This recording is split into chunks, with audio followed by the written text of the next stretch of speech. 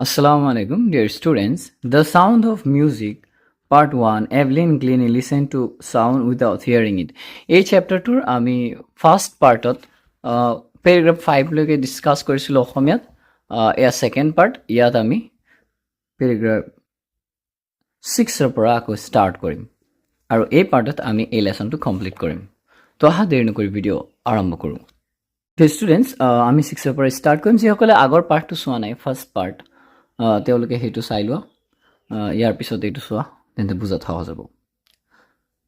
It is intriguing to watch Evelyn function so effortlessly without hearing.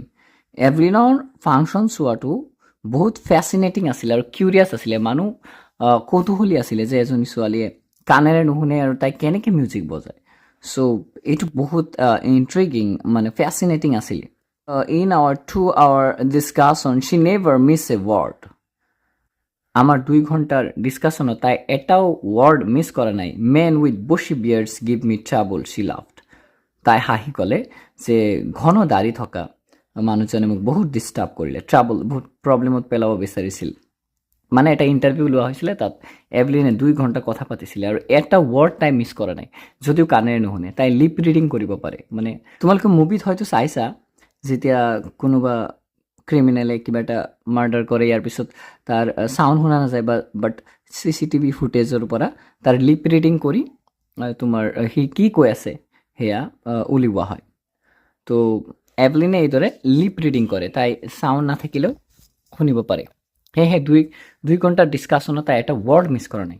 তাৰপিছত তাই ক'লে যে এই ৰিপৰ্টাৰে তাইক বহুত ডিষ্টাৰ্ব কৰিলে, মানে বহুত কথাই সুধিলে যাতে তাই বুজি নাপায়, পেছত পেলাব বিচাৰিছিল, বাট তাই আনচাৰ দিব পাৰিছিল। ইট ইজ নট জাষ্ট ৱাচিং দ্য লিপছ। এইটো কেৱল মাত্ৰ যে মানুহে লিপ ওঠখন চাই যে ৰিডিং কৰিব পাৰে, বিষয়টো এনেকুৱা নহয়। ইটছ দ্য হোল ফেচ, গোটেই ফেচটো চাব লগা হয়। স্পেচিয়েলি দ্য আইচেছ, বিশেষকৈ চকু মুখ গোটেইখিনি চাই তাৰপিছত মানুহে কি কৈ আছে সেয়া বুজিব পাৰি, নুশুনি। এভলিনৰ মতে শ্বি স্পিক্স ফ্ল'লেছলি উইথ এ স্কটিছ লিল্ট। তাই ফ্ল'লেছলি মানে উইদাউট মেকিং মিষ্টেক, একো ভুল নকৰাকৈ তাই কথা পাতিলে। স্কটিছ লিল্ট, স্কটিছ যিটো কথা কয় ষ্টাইল, সেইটো ষ্টাইলত। My speech is clear because I could hear till I was 11। মোৰ কথা বহুত ক্লিয়াৰ কাৰণ মই 11 বছৰলৈকে মই চব শুনিছিলোঁ। শ্বি চেজ, তাই ক'লে। বাট that does not explain how she managed to learn French and master basic Japanese.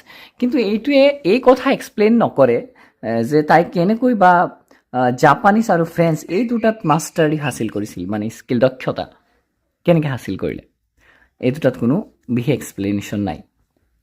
As for music শ্বি এক্সপ্লেইনছ, আৰু মিউজিকৰ কাৰণে তাই ক'লে, it force in through every part of my body, যে মিউজিক মোৰ গোটেই শৰীৰত মিউজিক আহি, মানে ফ'ৰ মানে ঢালি দিয়া, যেনিবা কোনোবাই ঢালি দিয়ে, গোটেই বডিৰ দ্বাৰা মই ফিল কৰোঁ।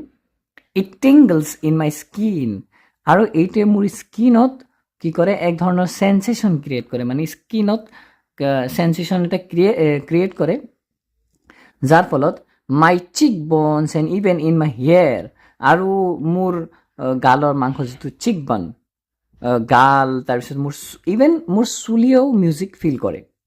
When she plays the xylophone, যেতিয়া তাই xylophone বজায়, she can sense the sound passing up the stick into her fingerprints.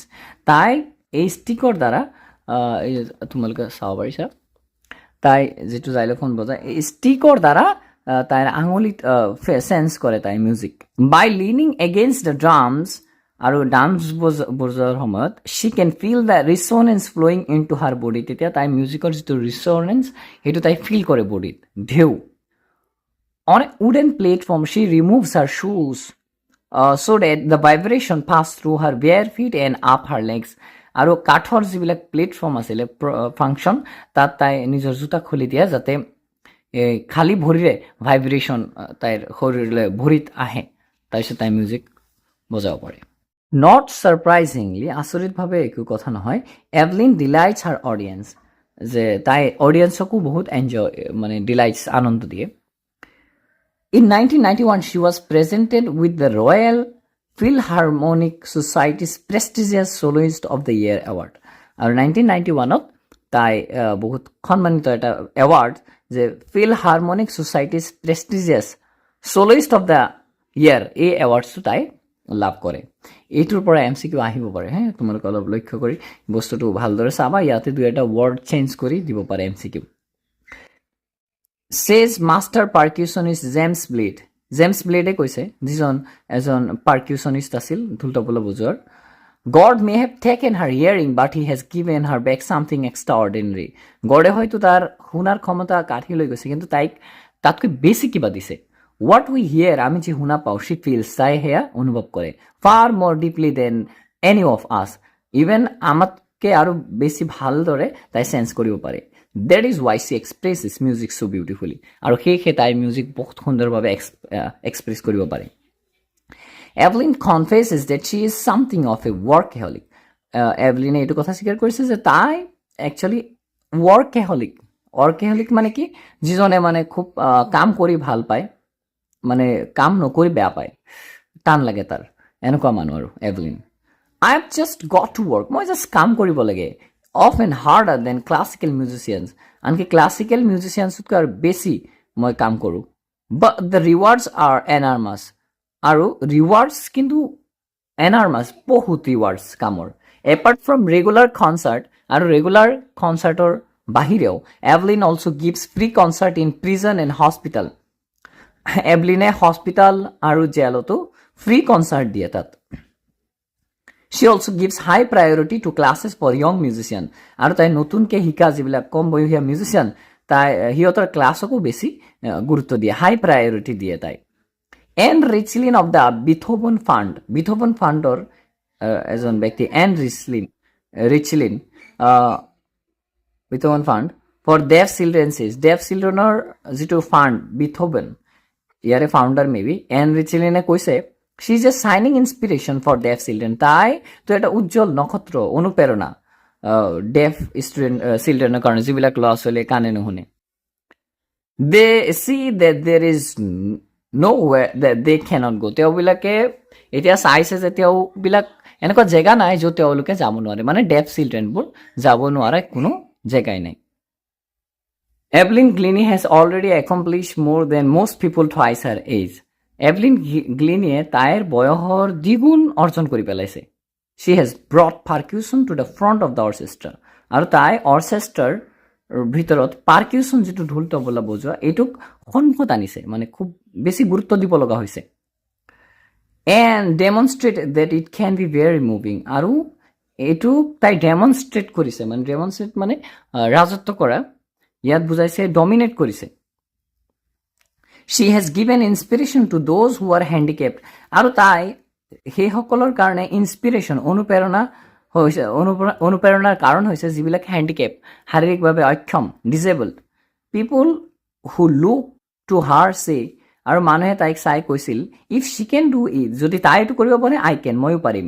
And not the least, আৰু একেবাৰে নট দ্য লিষ্ট মানে এইটোও কম নহয়, she has given enormous pleasure to the millions, আৰু তাই মিলিয়নছ মানুহক এনাৰ্মাছ অজস্ৰ আনন্দ দিছে, শান্তি দিছে। আৰু এইটোৰ ৰাইটাৰ হৈছিলে দেবৰা খাউলি। ডিষ্টেঞ্চ আশা কৰিছোঁ তোমালোকে লেচনটো বুজি পাইছা, বহুত দ্ৰুত আমি লেচনটো বুজোৱাৰ চেষ্টা কৰিছোঁ। চ' যদি কিবা পাৰ্ট বুজা নাই অৱশ্যে কমেণ্টত মেনশ্যন কৰিবা, আমি তাৰ ওপৰত ভিডিঅ' বনোৱাৰ চেষ্টা কৰিম, বা কুৱেশ্যন এনচাৰ কৰোঁতে সেই বিষয়টো অলপ এক্সপ্লেইন কৰি দিম। ধন্যবাদ।